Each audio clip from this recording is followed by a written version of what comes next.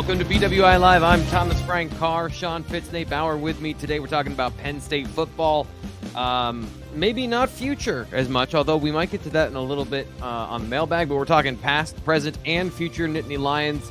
It's a big week for not football, athletic testing coming up for the Nittany Lions at the NFL Combine, 10 of them trying to secure their future spot in the NFL Draft, and Penn State Max Testing Day on the way for us to go view later this week.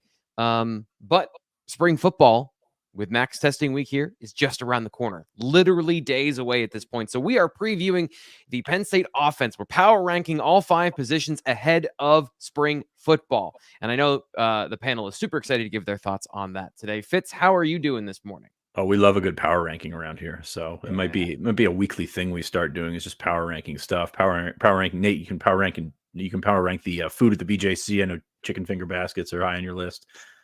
We can do anything. Like the possibilities are endless. Come on.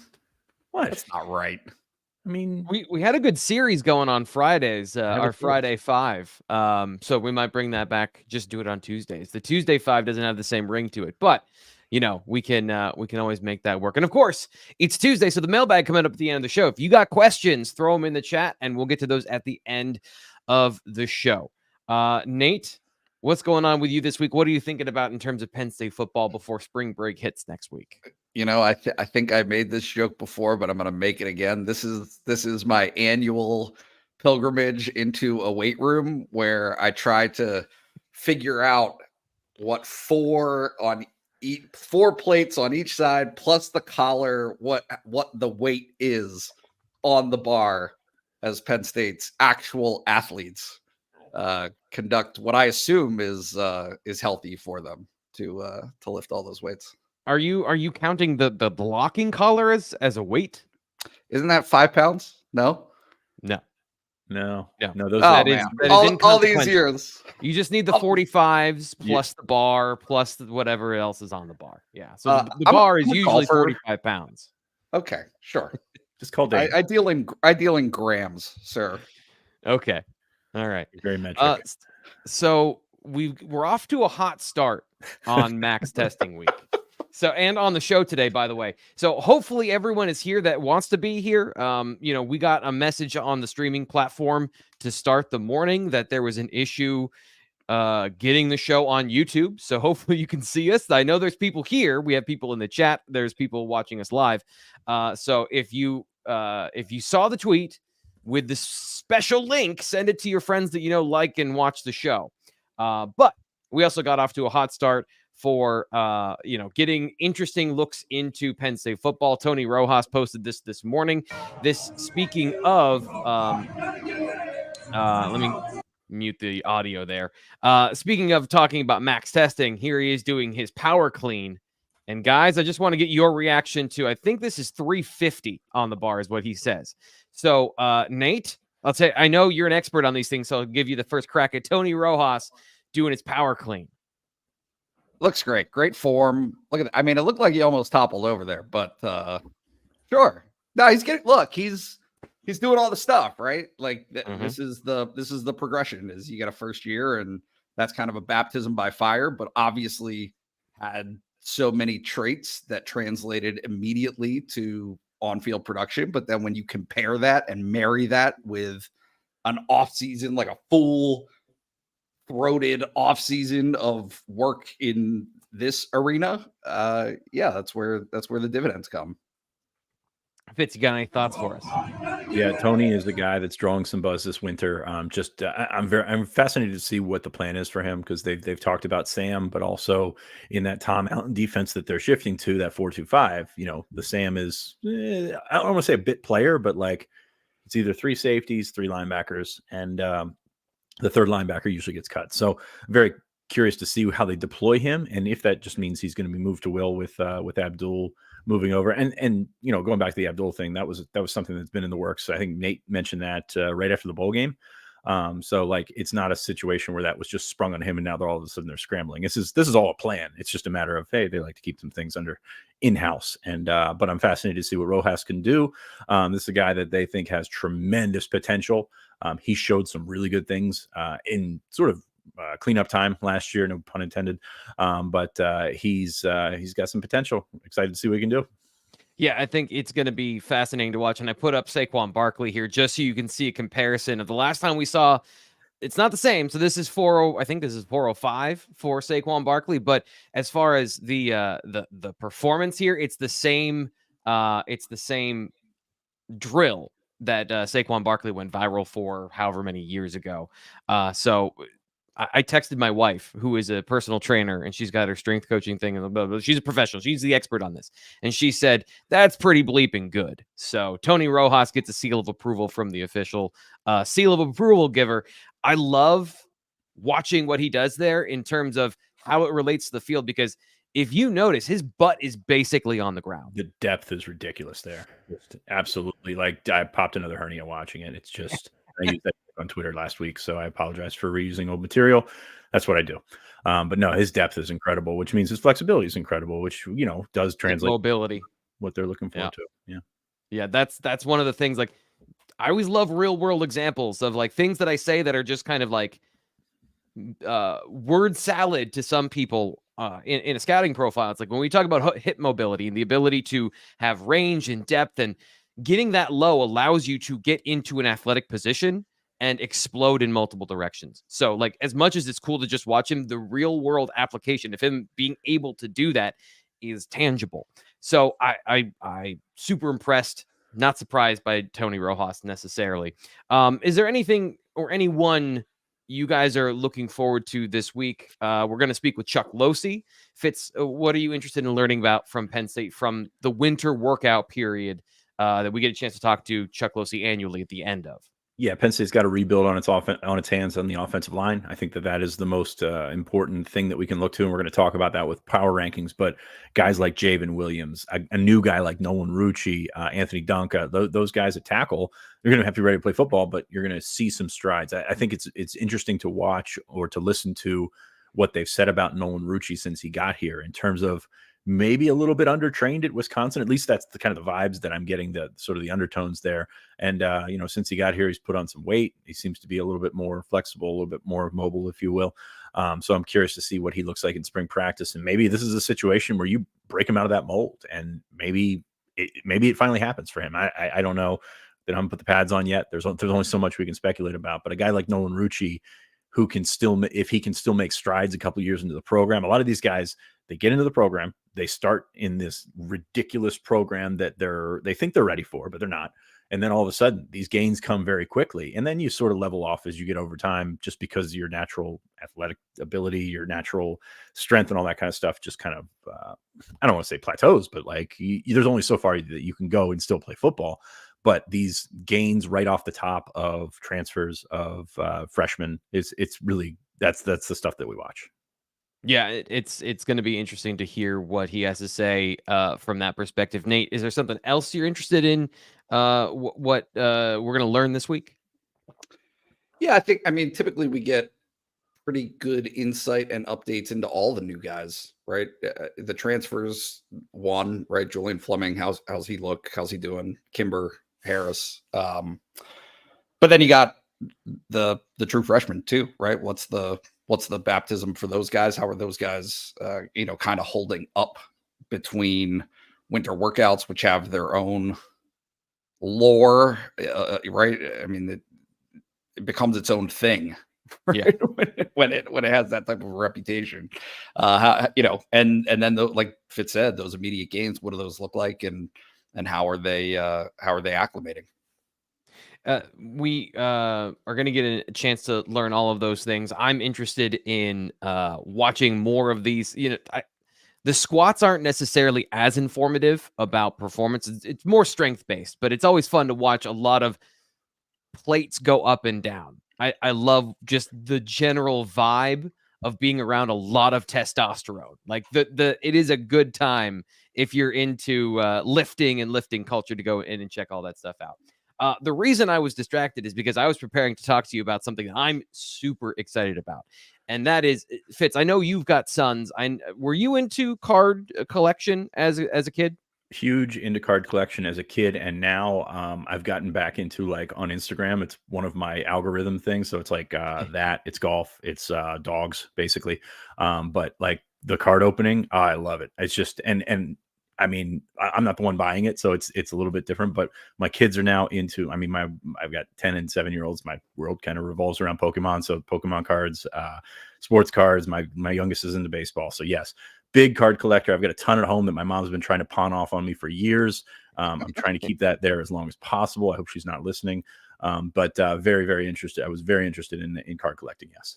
So that's a great segue, because if you want to keep them, or maybe you want to sell them, there's now a place to do that in State College where there was not before. Nitty Cards Plus in State College, Center County's only dedicated sports trading card and collectible shop. You can check it out here. You can see it here on the Blue White Illustrated YouTube channel, located at 1631 South Atherton Street, next to the PNC, across from the CVS. It's in State College.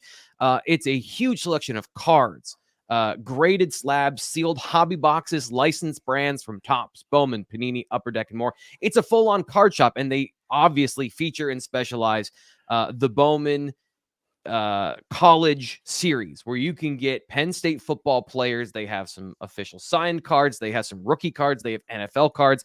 And if you, by the way, speaking of NFL, if you like the Steelers or the Eagles, which if you live in State College, there's a 50-50 chance you do, they also have a dedicated area that is just Eagles memorabilia, Eagles cards. You can see here on the screen, and Pittsburgh in one of their display cases. So you can get literally all of this stuff, from baseball to football to hockey. They got MMA, all the official cards that you can get. Check them out at Nitty Cards Plus. Search them on Facebook or Instagram, and you can check them out at 1631 South Atherton Street in State College. Give them a call, 814-954-7488. Owned by a guy who's been a part of the State College community for a super long time, in Jason Dombach, somebody who I can personally vouch for as an individual, as a good person, and somebody who is going to take care of you if you check out Nitty Cards Plus. So we're super excited to have them here on the show.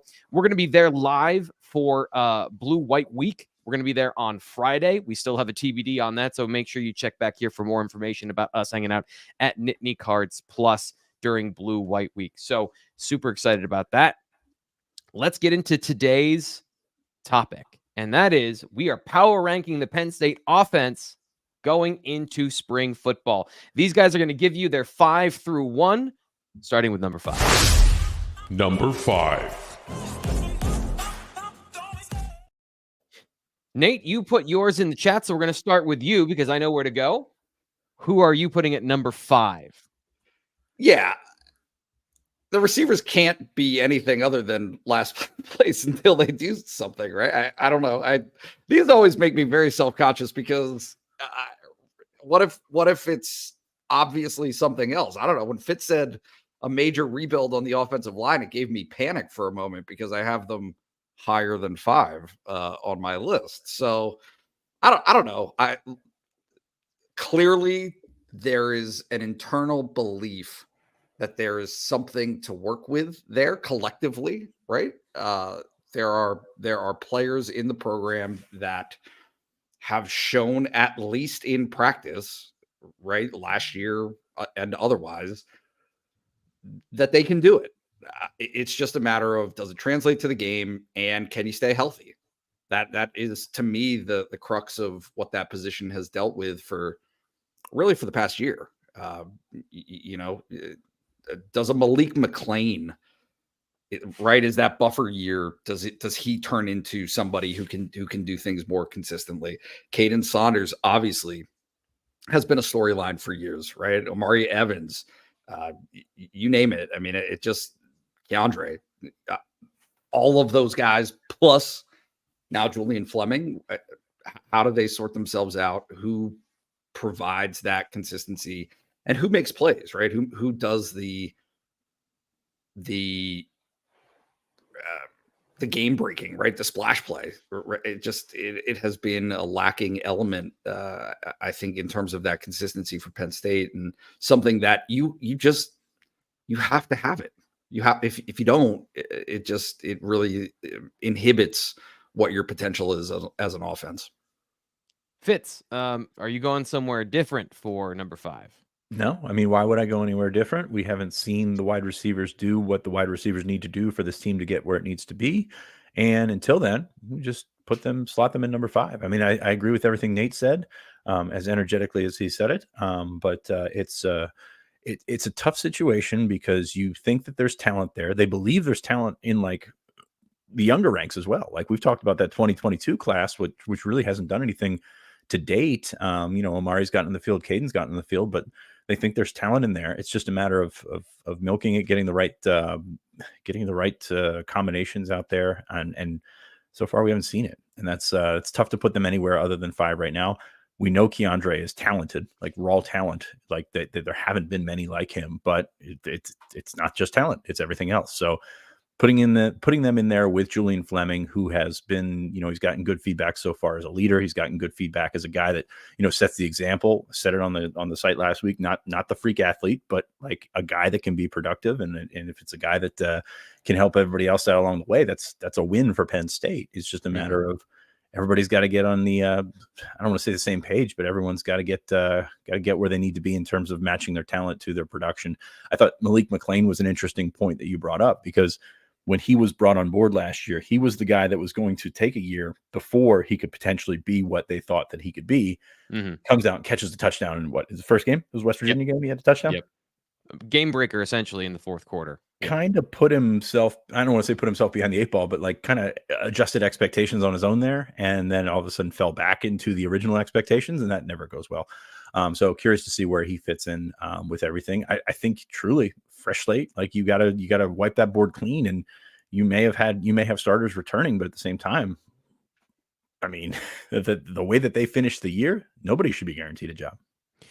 Do you feel, and this is something I've been going back and forth on all offseason, is the balance and the floor of this particular group, I think, is interesting, where 2022, they weren't dynamic. They did not have explosive plays from the receiver position consistently. So still a problem in the offense at that point. But Parker Washington and Mitchell Tinsley were consistent players that would get you third down conversions. And the offense found some explosiveness late in the year through the tight ends. So they at least found an avenue for the passing attack to balance the running attack. Does Fleming provide you enough of a floor? Maybe I don't want to say just as the one man that can do that, but the combination of him and potentially Trey Wallace, if he's healthy, and Keandre Lambert-Smith, is that a better mix than what they had last season, where they were relying on a lot of those transfers and guys that we talked about that hadn't either been at Penn State very long or hadn't proven anything through their career? Do you think that's a fair way to look at it, or is it still too unproven? I think it's still too unproven. Like it's tough to say, because you say the safe floor, and you're going to lump Liam Clifford in there. You're going to lump some of those other guys in there, but it's you got to find those guys because they mean something to your offense. Like first downs mean something to your offense, and so far it's unproven. Trey Wallace, like, I mean, we just keep hearing these great things, and we've seen him in practice. He's there and does some really great things. Can't stay on the game field, like, and that's tough because it's been injury after injury. And I know the last one was kind of a repeat of the one that kept him out for a while last year. But like, until he does that, what do you say? Like, hey, he's got potential. Potential is not scoring you points, and that's the issue here. Okay, so let's go on to our next position in the breakdown. Nate, coming back to you. What is your next position coming in at number 4? Oh, wait, hold on. Number 4. Stepped on my own toes there. Now, please. All right, I'm pulling the pin, and I'm jumping on the grenade here. Do it. Quarterback. Okay. So lay out your reasons why he's coming in. But the quarterback position coming in 4th. Well, I mean, how about this? Not just him, right? The quarterback position, because it's comprehensive. It is figuring out who you want to be and being that, right? Very clearly, they are invested in Bo Pribula being part of the conversation, right? And you saw that in the second half of last season. What is the plan there, right? So that starts at the top, and then you have a guy in Drew Aller who it's so easy to just focus on the negative, and so I don't want to do that. he did a lot of very good things. He protected the football. This whole idea of like a game manager is so poo-pooed and dismissed as not important. It is important. It's extremely important. That is a way to win. However, he again, I use this word pair or marry. Like he has to be able to marry that, or both of you, whatever. However, you trot them out there. Someone has to be able to make plays. And Penn State didn't have that offensively too often last season. I mean, I pulled the stat at one point, and if I get this wrong, I apologize, but it was something like 10.3 points per game is what they averaged in non-garbage time in their 3 losses. Yeah. That just doesn't get it done. And the reality is Drew Aller and his completion percentage, and I always get hyper focused on this because I truly believe it as a fundamental concept that quarterbacks take way too much blame in terms of how things play out, right? That position specifically is reliant on everything around them to click and be executing its job at the exact same time, right? Your offensive line, your running backs picking up blitzes, your receivers catching passes. But the thing that stands out to me specifically about Ohio State and Michigan is it didn't feel like that. It didn't feel like those breakdowns elsewhere were more of an inhibitor to his success than he was. Right? It was his own performance against admittedly acknowledged fantastic defenses, good defenses, but it's just this is the time where I think if everybody's being honest with themselves, you're like, hey, you got 9 months. You got 9 months to take all of that data, all of those experiences, and translate them and propel you into the guy that everyone thinks or thought you could be, right? And again, thought you could be doesn't mean, oh, you're nothing, you stink. No, it's not that. It's, can you reach these heights that really haven't been at the position, right, in a while? I mean, honestly, right? I mean, like Trace McSorley, Christian Hackenberg, obviously Sean Clifford, like those were guys who did many things and did many things well. And Trace obviously had a bunch of success. So did Sean. But is there another level? Is there a next step? And I think that everyone who watches Penn State football would say, yeah, there is another guy out there who can do things that are special, that are over the top in terms of passing. And you just haven't seen that quite yet with Drew Aller. And now's the time for him to take those strides if he's going to take those strides.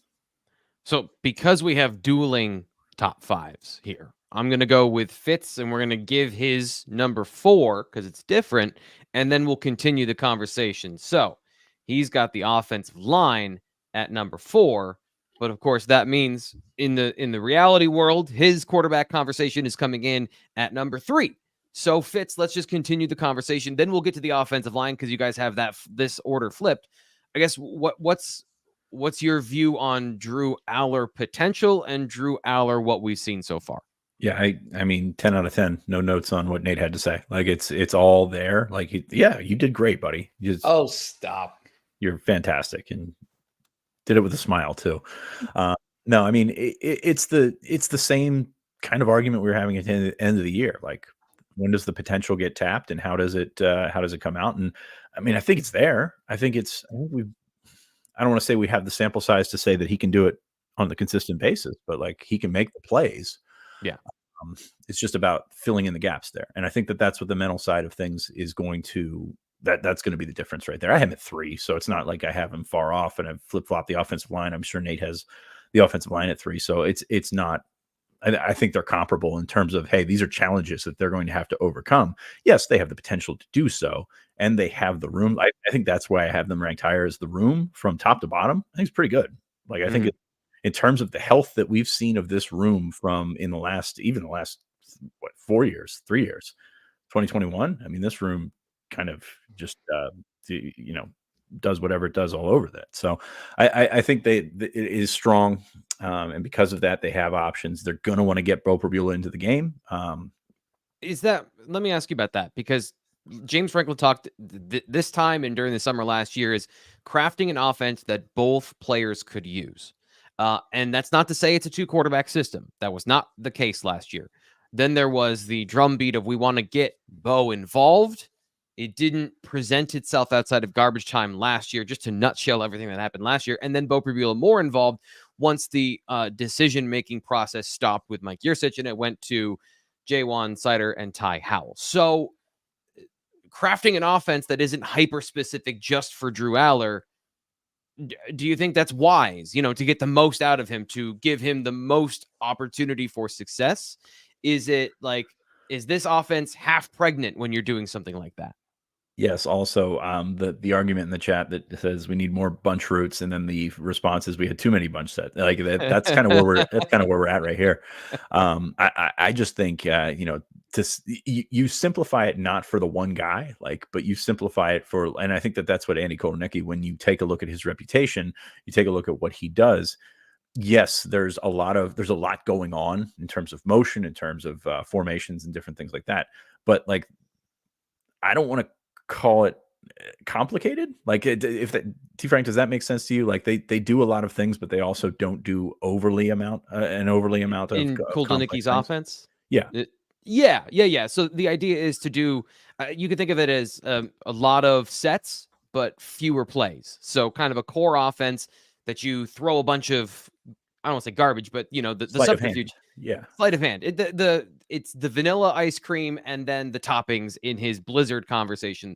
And the toppings is formations, shifts, motions, orbit motions, all that stuff. But the plays are similar and repeatable from different positions. Right. So that is how you, for lack of a better, oversimplified is an oversimplified term.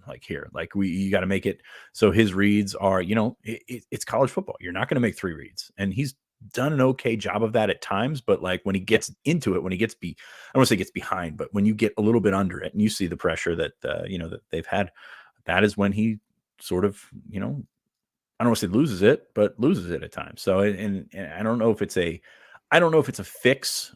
Fix is probably the wrong word here, but you've got a lot of work to do putting in a new offense and also getting him on the same page, and also committing to him. They're not going to change the starter. That's right. Kind of what we're all agreeing without saying is they're not going to change to Bo Prabula unless there's an injury or something like that. And I think you can make the argument that it's going to come together, and its potential, the potential is there. I always said the same thing with wide receivers. The potential is there for it to come together. One of the things I've noticed, I think, and people have asked the differences between Andy Kotelnicki and Mike Yurcich, and some of the things that I think I identified this offseason doing the film studies is Mike Yurcich's drop back passing game, pure progression game, was really the core of the offense. And a lot of his options were for screen passes. The RPOs were mostly screens. And I'm overgeneralizing here. But in Kotelnicki's offense, the first reads might be a little bit easier. He might have more RPOs, more throws to get the quarterback in rhythm, as James Franklin talked about. So there might be more production from non-drop back. You have to read the defense, like Fitz said, going 1, 2, 3 through the progression to find the open receiver based on the coverages and the shifts and things like that. So there might be more, okay, if the safety moves, I throw the football. If he doesn't, I give the ball. And that is a cleaner, he talked about same teaching in a lot of these online tutorials you might see floating around, of trying to simplify the game from that, where you don't have to read 2 or 3 keys. You're reading one thing and you're making one decision. We'll come back to this in a little bit because there's another question about the offense and some of the things with the explosiveness of the offense. So let's get on to the offensive line conversation and why you have this flip. So I'll throw this up here again. So Nate, you have the offensive line at 3. Fitz, you have the offensive line at 4. So let's begin the debate. That will be amicable, I imagine. Nate, why do you have the offensive line higher? How dare you, Fitz? I'm appalled. I think that there's, and this is probably partially me projecting a little bit here, but you're making assumptions of progress based on like reputation. For me, that's how I'm looking at this. I think Caden Wallace is a bigger loss than people realize. I mean, maybe people do realize, but it's the difference between Olu was like, yeah, he's gone. You know that he's gone. He's not coming back to Penn State. Caden, I think that at least in my mind, it was kind of a maybe there's a chance he comes back, and he didn't. Right? Sal Wormley is a huge win, I think, in terms of providing that veteran presence. Nick Dawkins, I think, is underrated, is an under talked about aspect of this in terms of that position and what his performance, if he can rise to that level, what it could mean for them. But then you look around and it's like, okay, JB Nelson, Drew Shelton, Vega, Donka, like Javen. Are they that good? Right? Like there's little, we've had little snacks, right? Of okay, hey, there's wow, okay, Drew and what he did, and I'm certainly speaking for myself.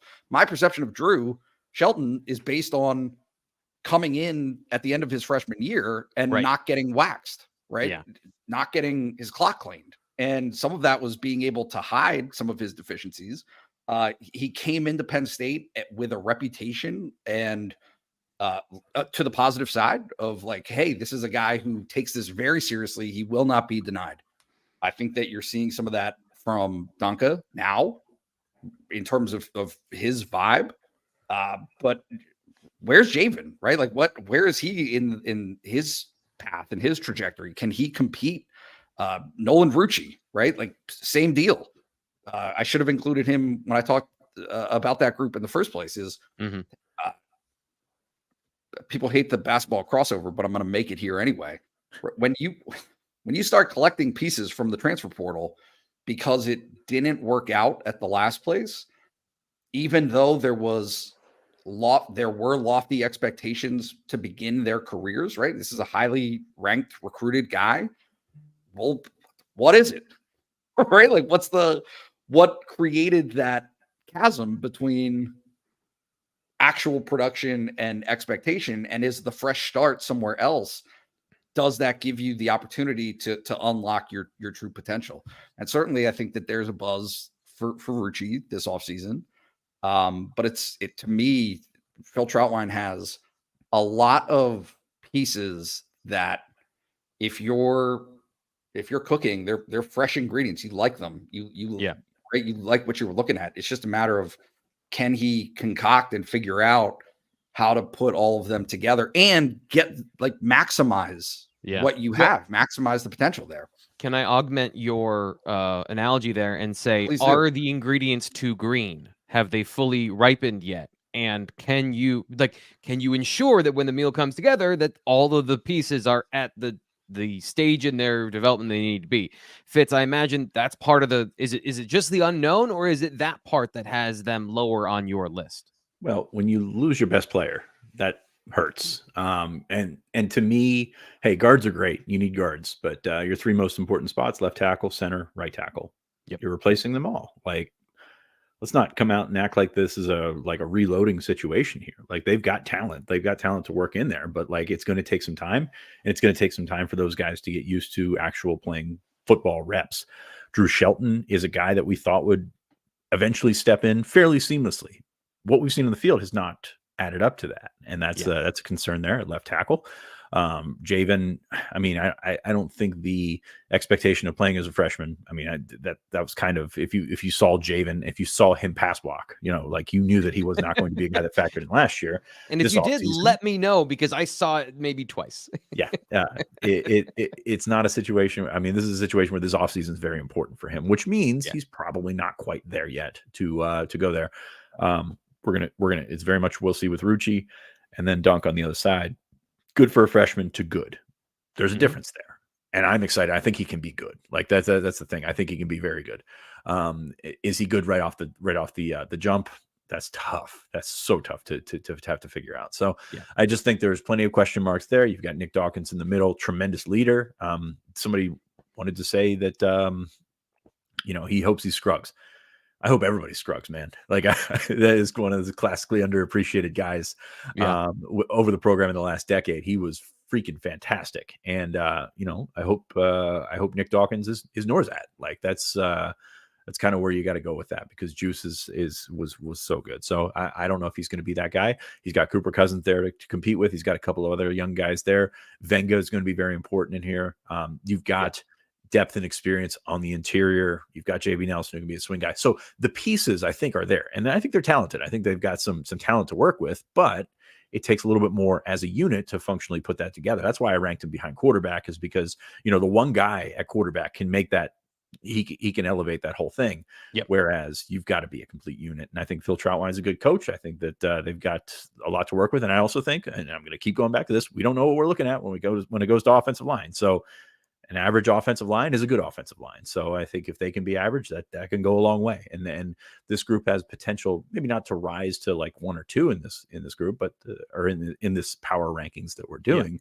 But they've certainly got potential. I don't think they're setting themselves up to be a liability. Like we've seen bad offensive lines at Penn State. I don't think they're in that realm.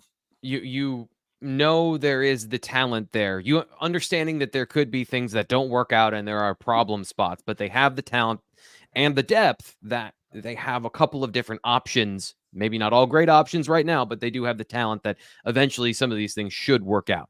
Fitz, you beat me to the question. Are they the group that of these bottom 3, because I think the top 2 are pretty locked in and obvious, and we'll get to those in a second, but of the bottom 3, which one is the most likely to elevate, to challenge the top 2 or move a spot from 5, 4, or 3? Oh, you're not going to like it, but I'm going to go quarterback. Like, I think that, if you think about it, okay, you can, new coordinator, you can talk yourself into, by the end of the season, quarterback can be 1. Is it going to happen? Probably not. But like, you can talk yourself into that with the potential that you've seen. Now, the thing that you're going to have to keep going back to is the receivers control so much of that. Like we've seen situations where there have been good throws and there have not been catches. We've seen, quite the opposite as well. But the receiver to quarterback connection needs to be better. It needs to be more productive, and those guys need to step up to help everybody else out. And, it's like, if you used to watch Coach, use the old, newer episodes of Coach when he was with the Orlando Breakers. I'm sure you guys remember this very well. They were going into a draft. They had the number 1 pick. They had nobody. You never watched Coach? No. Come on. Sorry. All right. I don't consume you've never a lot watched of Guts either, TV. have you, T. Frank? No. Yeah. No. Gosh. What? Never mind. I'm not going to say that. But they're looking for a number 1 draft pick, and you're talking about taking the quarterback. It was actually the Keyshawn Johnson year, and he was like, "I'm not going to play for you guys, but okay, get the quarterback to throw the ball to the receiver." Well, we don't have the receiver. Okay, get the running back to run through, or get the offensive tackle to open up the holes. We don't have a running back to run through the hole. It's not that bad, but like everybody plays off of everybody here. And this is what I'm trying to talk about, is like the receivers being what they were last year had a negative influence on the running game. It had a negative influence on the tight ends. It had a negative influence, obviously, on the quarterback. So like, you can't let one of these things go and hope that another one picks it up, especially with the most important position on the field. Came out in 1989. I came out in 1990. So sorry. Good show, man. Like it had a great run. No, I've definitely heard of it. So that obviously is on me. You should watch it. Nate, your thoughts on the same question? Which one of these positions in your mind has the most upward mobility?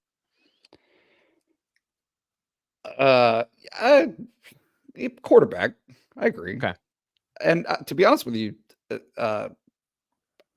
I think that the running backs can help him more this year. Like, I think you mean in terms of just generally the production and explosive plays and taking less 3rd and longs. Like, let's just simplify it. You think that they can give them less 3rd and longs?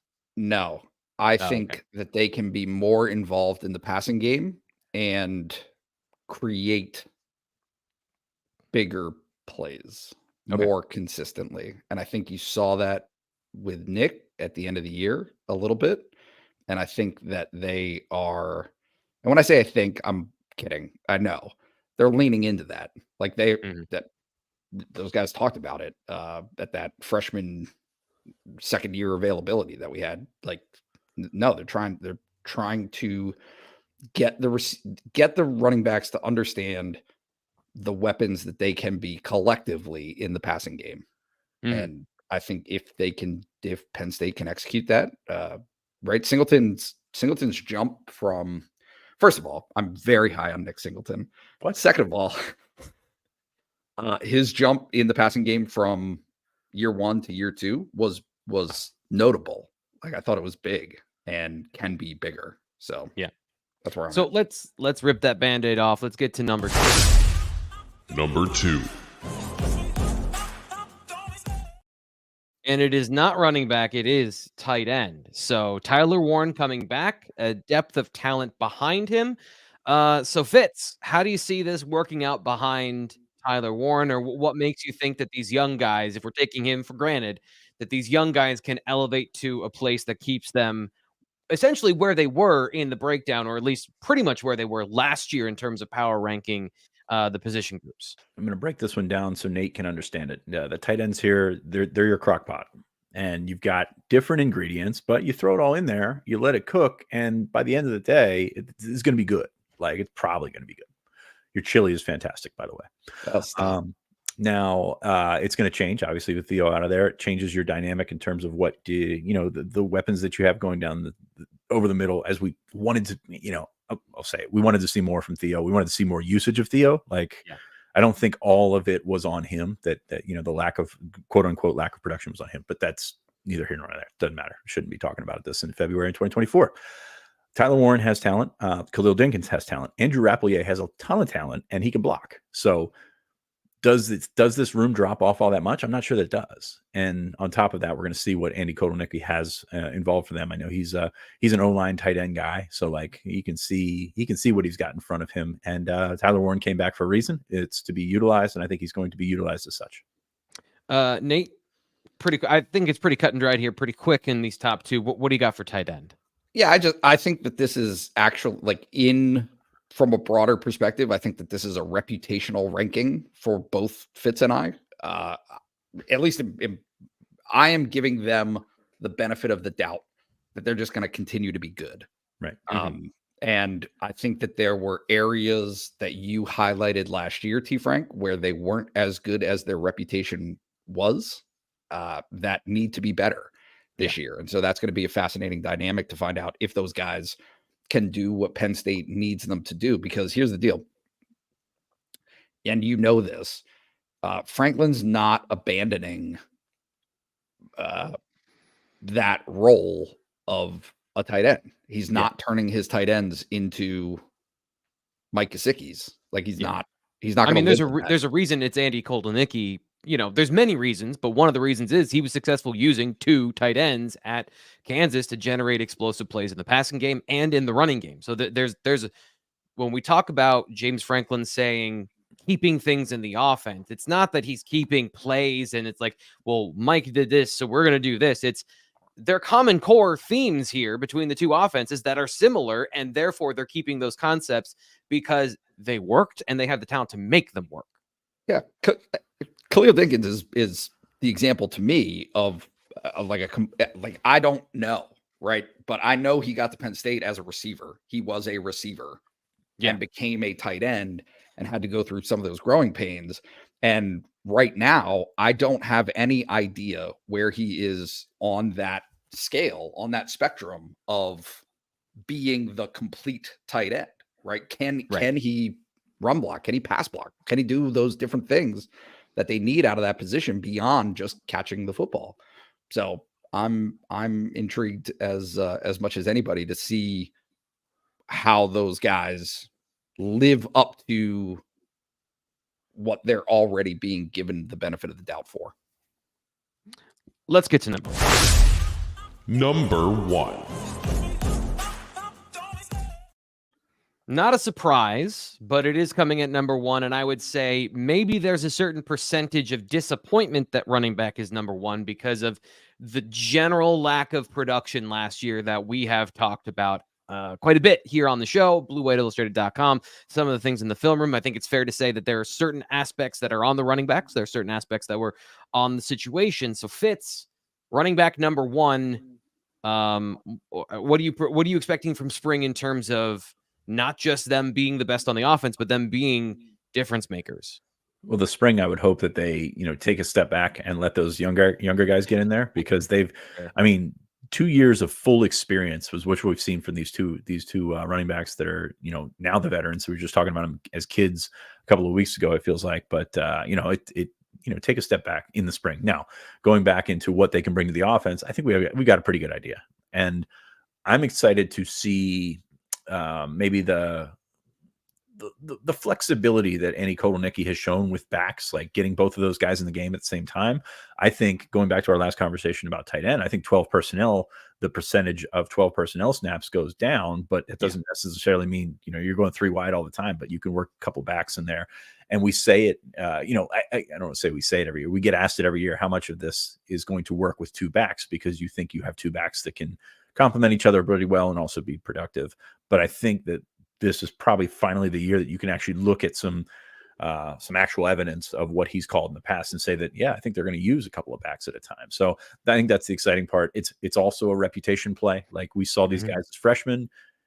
They didn't make that leap as sophomores. I thought there was some good things that they showed, especially at the end of the season. And that's kind of where you're hanging your hat on this one. But I feel pretty confident these guys are talented. Like, I feel pretty confident these guys can be good. We're going to see what the offensive line provides for them. We're going to see what the passing game provides for them. But I think, in terms of sheer talent, you look at these guys and they're still the players that I think we thought they were. Nate, close us out. About 3 minutes here left on the clock. Running backs, number 1, your thoughts on this group taking a step forward in 2024?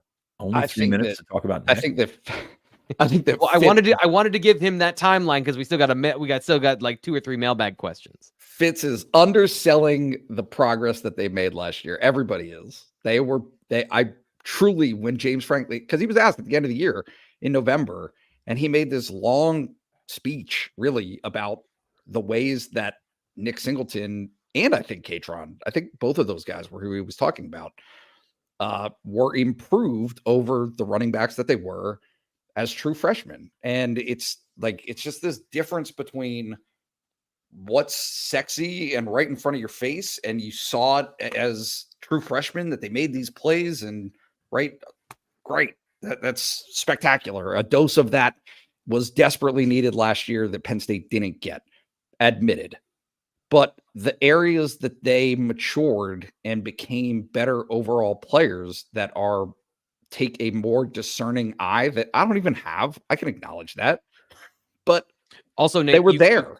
You actually can't necessarily see those things, because where they got better, you need to be watching from the end zone to see like how everything breaks down. When we have the narrative about these guys aren't whatever, you're looking at it from a 2-dimensional picture, and you don't see gaps opening and closing, where they're supposed to go, all of those things. So I think you make an absolutely great point that the subtle improvements were hard to see if you don't have the trained eye to see those things. The problem there is the progress didn't align with the production, and that's what you're taking home if you're a fan, is you're watching, the guy runs that, those runs where guys get tackled and then they slam their arm to the turf because they're mad that they, just missed by that much. And that much means the difference between breaking a run sometimes. So I think that's the thing that people are taking away, is the production just wasn't there. But I agree with you. There was progress to be found.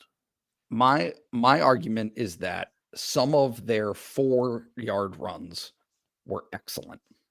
Mm-hmm. Like that, to me, that is the missing ingredient here. And so if you can, as a program, get Drew and get the receivers and get the offensive line to take their strides, it opens the doors for these guys who, by the end of the season, I don't think that there's any argument that they weren't making big plays. They were. Right. Singleton made them against Michigan State. He made them in the bowl game. Yeah. If you can unlock those doors, and like, to me, the underlying, the foundational sentiment that I that carries my perception on this is that they're dogs. Like, they work like crazy. Those dudes are like lunatics in how they work. They are absolutely committed to the game. They do all those things right. It's why I honestly have more optimism for Drew Aller than otherwise, is that if you're committed, if you put in that work, if you do those things, there is a payoff at some point. It might not come when you expect it, but it will come eventually. And those guys who live the game and who breathe it and do all that extra work, do all the extra stuff that are committed to it, it's usually going to happen. And I think in a lot of cases, it's going to happen this year. I have some thoughts on this, but it's going to actually dovetail perfectly into the BWI mailbag.